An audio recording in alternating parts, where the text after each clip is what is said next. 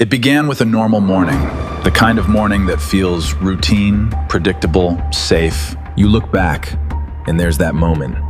The kind that gives you no warning that within hours, everything is about to change forever. Because on August 10th, 1993, in Springfield, 3 women, Sherrill Levitt, her daughter Suzie Streeter, and Suzie's friend Stacy McCall would vanish without a single confirmed trace. And what makes this case so deeply unsettling isn't just that 3 people disappeared. It's how they disappeared, because there were no signs of forced entry, no clear struggle. No witnesses who saw anything unusual, just a house left behind in a state that suggested life had been interrupted mid-moment.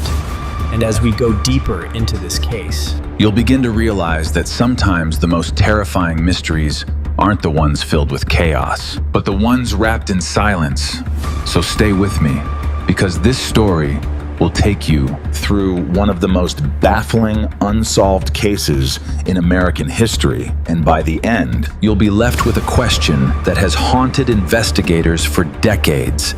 How do 3 people vanish?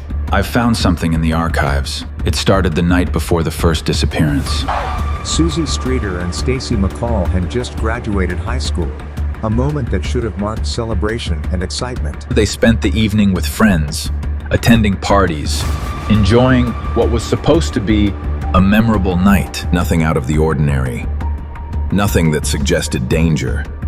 But as the night came to an end, they made a decision that would become the last confirmed step in their timeline.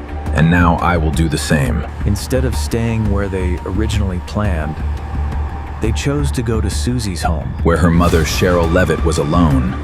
And that single decision changed everything. Because sometime between their arrival and the early hours of the morning, something happened inside that house. No leads, no witnesses, just gone. But then, I saw this, the connections. What if it wasn't a how, but a who? The next day, when friends and family tried to contact them, there was no response, which was unusual. Especially for 3 people who had plans, responsibilities, and connections. Concern grew quickly. And when someone finally went to the house to check on them, what they found only deepened the mystery. The house looked normal at first glance, nothing obviously disturbed, nothing broken, nothing missing. But I knew better. I always do. At first, the scene suggested a robbery. But as I looked closer, the details stood out. The cars were still in the driveway. Their personal belongings were inside.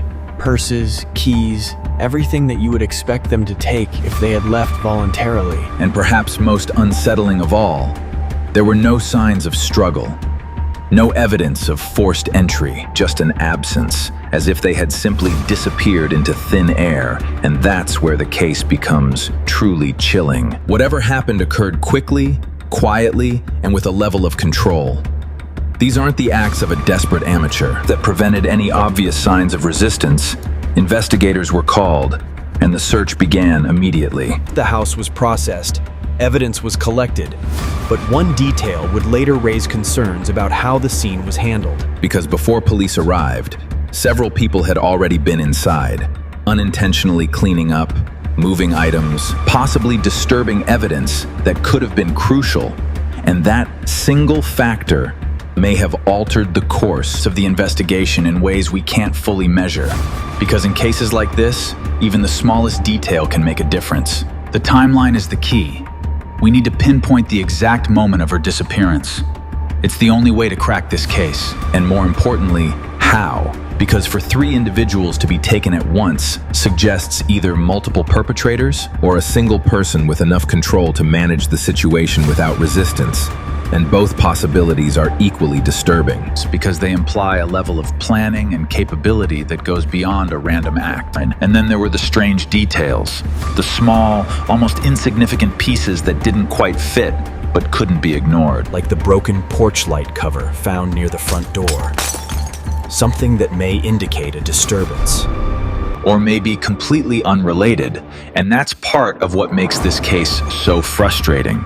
Because every clue, I keep looking for a clear path, but every thread leads to a new question. There's no certainty here, just a growing web of doubt. Over the years, numerous leads have been investigated. Suspects have been considered. Tips have been followed, but none have led to definitive answers. One theory suggests that the women were targeted, planned specifically for their vulnerabilities. I found the evidence that someone knew they would be there, that this situation was not random, but planned. Another theory points to the possibility of a chance encounter, that someone came to the house and an opportunity presented itself. But again, this raises questions about how such an encounter could result in 3 people being taken without a struggle. And then there's the possibility that the truth lies in something we haven't considered, something outside the known timeline, something that connects the dots in a way that hasn't yet been uncovered. Because sometimes the most critical piece, the one that hasn't been found yet. And as time passed, the case grew colder, but the mystery only deepened. Because the absence of evidence doesn't simplify the story, it complicates it. It leaves room for endless possibilities, each one as unsettling as the next.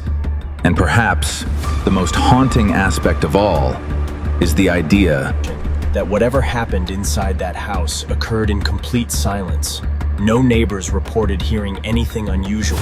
No witnesses came forward with clear accounts. It's as if the event existed in a moment that no one else could see. And that's what makes this case so terrifying, because it suggests that something can happen right in front of us, but within our communities, within our routines, and still remain completely hidden. And as we reach the end of this story, one question remains, the same question that has lingered. Since that morning in Springfield, what happened inside that house? Because somewhere between the last confirmed sighting and that house, and in the discovery of their absence lies the truth, a truth that has remained hidden for over 3 decades. And until it is uncovered, this case will continue to stand as one of the most chilling, unsolved mysteries. A story defined not by what we know, but by what we don't, and the unsettling reality that sometimes people don't just disappear, they are taken, silently, completely, and without a trace.